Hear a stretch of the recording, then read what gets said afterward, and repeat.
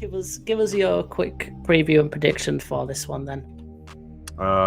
Yeah, so you got Beterbiev 19-0, 19 stoppages. No one's seen I don't think anyone's seen the championship rounds when it comes to him. He's a monster. Mm-hmm. Yeah, look, 10th round, right? Couple of 10 rounders, and that's about it. Oh no, we got a 12 rounder. I apologize. That was in his first title shot. So wow, it's been so long. I mean, the dude, you seen the workout videos. This man is, he is a machine. You seen what he does to people. I mean, they don't want no more. I don't blame them. He has true hammers connected to his shoulders. So, he is, I think, everything they say he is. And when you got Callum Smith, we just watched this fight. A guy that has won most of his battles, but there is a blueprint on how to beat him. Push him back. You push him back. You put him on the ropes. He doesn't punch. He's shown he could punch, though. He didn't show it, but I haven't seen it going back and up. But we saw that in the Lenny Castillo fight. That was scary. I mean, legit. Mm-hmm. It looked like there might have been a body in the ring, and that could have, been fatal. And when he faced the Frenchman, he beat that dude down. It was I remember that fight. It was a little more competitive, like in the third round. I said, holy smokes, this guy's actually competing.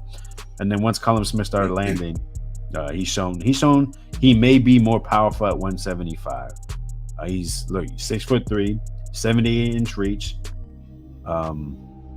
He has great dimensions for being in the light heavyweights. Crazy watching him at super middleweight to be that large. Yeah. Beterbiev is 38, 39 years old. Coming off surgery. They said he had a tooth infection, and that postponed the fight 5 months. I've never seen anything like that. But it's funny because he's actually fought more active. He's been more active than Callum Smith, who's I think like 31, 30. Let me see. Now he's probably like 32, 33 years old. Callum. So yeah. I don't say here, but yeah. Yeah. So, anyways, early 30s. Yeah. So. It's interesting because Callum hasn't fought in over a year, and Beterbiev is an older man. He's got to slow down at one point. At some point, but when? When I was thinking it's this fight, and before watching the fight we just watched with Ryder, I was like, I think Callum's gonna do it. I gotta change. I'm flip flopping. Nah. Just that pressure alone, how he handles it. I'm gonna try to rewatch those last two fights with Callum, and maybe see he's made some changes. But those guys aren't Artur Beterbiev. The power's the last thing to go. If you need a reminder, I would watch Golden Boy card that just happened, co-main event, or Harry Davies versus Ismael Barroso. Yeah. So yeah, I gotta tell all my boxing friends I'm flip-flopping. Beterbiev, I expect a stoppage for him. All right. Victory. Yeah, I'm gonna go with that. I'm not bought into the this is perfect timing kind of thing for Callum Smith, purely because we've not seen Beterbiev slowing down at all. I'm just getting the boxing odds up while we're here. And you're gonna have to get your fraction calculator out. But yeah, Beterbiev is a 1-5 favorite, 1-4 on some markets, and you're looking at around 3-1 for Callum Smith. So yeah, that's how it is. Pretty big underdog. Callum Smith. I think them odds are pretty fair, to be honest. He's not a huge favourite, but he's a clear favourite for me. Yeah, I'd expect him to get the stoppage victory. I think it might go into the second half of the fight, and yeah, I just can't make a case for Callum Smith, to be honest.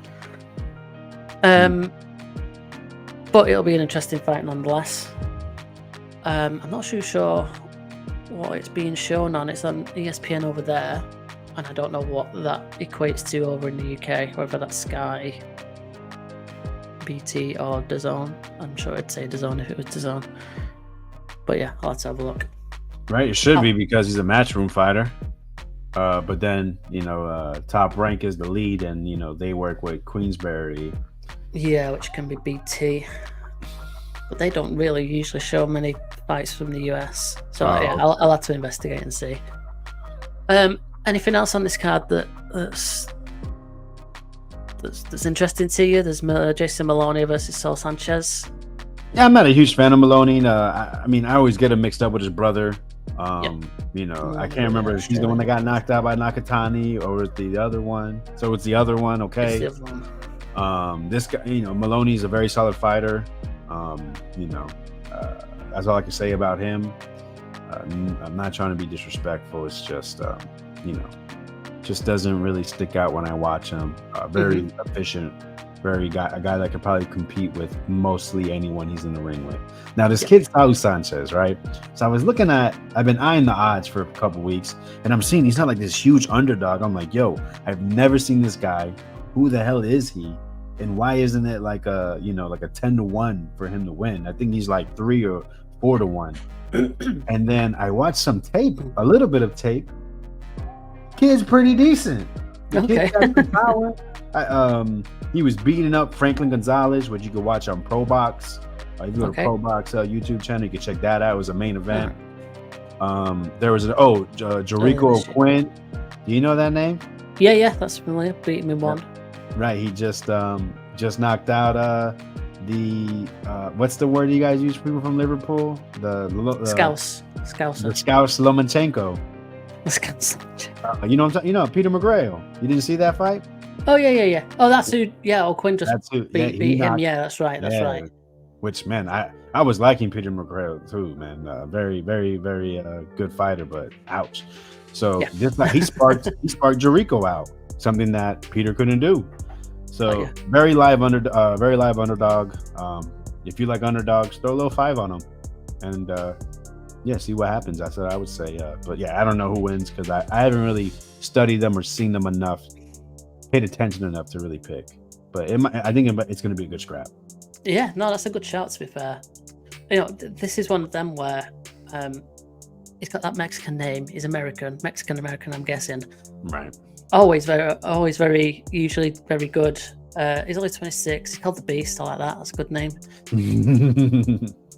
So he's probably one of those like real live underdogs, which it could be a problem for Jason Maloney. So I might have a little bet on that if I can see some nice looking odds. Good shout, and we'll hang our heads in shame on the next stream if that doesn't quite work out. Anyway, let's move things along. Anything else you want to talk about on this card? Christian Mbele, number 1 in WBC, highly ranked in I think every sanctioning body. He's I think from Cameroon, way to France. Now he's being pushed in Canada by I think it's Eye of the Tiger. That's why he's on here as the co-main event. This guy should be looking at a title shot. He's a beast in there. He's physically stronger, faster than a lot of guys. Not the greatest technician at all. Not really a jabber. He's in there to beat you up. I think if you want to see exactly who he is, I would check out the Carlos Gongora fight. Gongora, very, very good technician.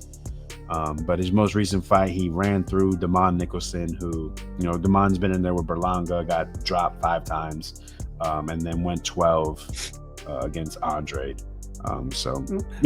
If you just want to take a look at a possible title challenger at 168, hopefully not Canelo.